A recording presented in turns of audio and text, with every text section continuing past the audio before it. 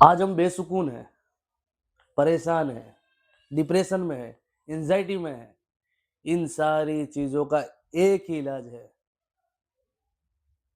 اللہ کا ذکر سے۔ اللہ کے ذکر سے دلوں میں سکون ملتا ہے۔ ہمارا دل بے چین ہے تو ہماری باڈی پوری بے چین ہے، اور ہمارا دل سکون میں ہے تو پورا کا پورا ہمارا جسم سکون میں رہے گا۔ تو ہم اللہ سے دور ہے، اس لیے یہ ساری بے چینی اور تکلیف ہے۔ اللہ کا یقین دل میں نہیں ہے ہمارے۔ اللہ کا یقین دل میں لانے کے لیے محنت کرنی پڑتی ہے، بیٹھے بیٹھے یقین نہیں آتا ہے۔ اب وہ محنت انسان کیسے کرے گا؟ اتنی ساری لائن ہے، انسان تبلیغ کی لائن ہے، خانقاہ کی لائن ہے، مدرسے کی لائن ہے۔ تو ہمارا دل کو جو سکون ملے گا، وہ سکون ہم تلاش کر رہے دنیا کے پیچھے۔ یہ سکون ہم سوچ رہے کہ یہ دنیا کے اندر چکر مار رہے، کوئی یہاں بھاگ رہا ہے، کوئی وہاں بھاگ رہا ہے، کوئی دیش چھوڑ کے جا رہا ہے، کوئی دوسرے ملک میں جا رہا ہے۔ ان ساری چیزوں سے سکون مل جائے گا؟ سکون بالکل نہیں ملنے والا ہے۔ سکون تو اللہ کی یاد میں اللہ نے کہا ہے۔ تو اللہ کی یاد میں جو اللہ کی یاد کرے گا، اللہ کو یاد کرے گا، اس کے دلوں میں سکون آئے گا۔ قرآن شریف پڑھنا، کلمہ پڑھنا، استغفار پڑھنا، درود شریف پڑھنا، ان ساری چیزوں کا ورد کرتے رہے ہم۔ جیسے ہمارے شریر کے اندر، ہمارا پیٹ کے اندر ہم کو کھانا چاہیے، اسی طرح سے ہمارے روح کی بھی ایک غذا ہے۔ اور روح کی غذا کیا ہے؟ یہ ہمارے اعمال ہے۔ ہمارے پاک آپ نبی صلی اللہ علیہ وسلم نے اللہ کا ذکر کرنا سکھایا، قرآن شریف پڑھنے کا طریقہ سکھایا، زندگی جینے کا ڈھنگ سکھایا۔ ان ساری چیزوں کو کریں گے تو سکون ملے گا، نہیں تو ہم پریشان ہوتے ہوتے ہوتے ہوتے پریشانی دنیا میں رہ جائے گی اور ہم چلے جائیں گے یہاں سے۔ تو ان ساری چیزوں سے بچنا ہے ہمیں۔ اب بچنے کا طریقہ بتایا ہوا ہے، علماء کے پاس جا کے دیکھو، وہ ہم کو ایک ایک الگ الگ طریقے بتائیں گے کہ یہ پڑھو، یہ کرو، یہ صحیح ہے، وہ غلط ہے۔ آج ہم صحیح غلط کا پہچان نہیں ہے، اچھے برے کی پہچان نہیں ہے۔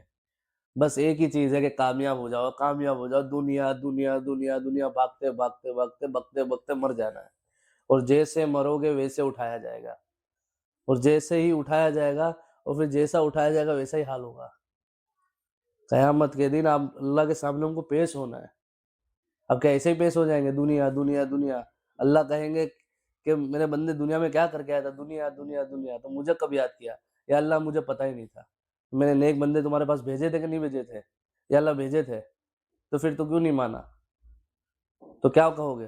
کیا ہم کہیں گے؟ ان ساری چیزوں پہ غور و فکر کریں، ہماری آخرت کو بنائیں۔ مرنے کے بعد لامحدود زندگی آنے والی ہے، یہ چند 50-60 سالہ زندگی خلاص ہو جانے والی ہے۔ اتنی لمبی ہمیشہ ہمیش کی زندگی کے اندر ہم تھوڑی سی غفلت برتا کریں گے تو اپنی زندگی آخرت کو ایسی خراب کر لیں گے کہ پھر موقع نہیں ملے گا دوسری بار۔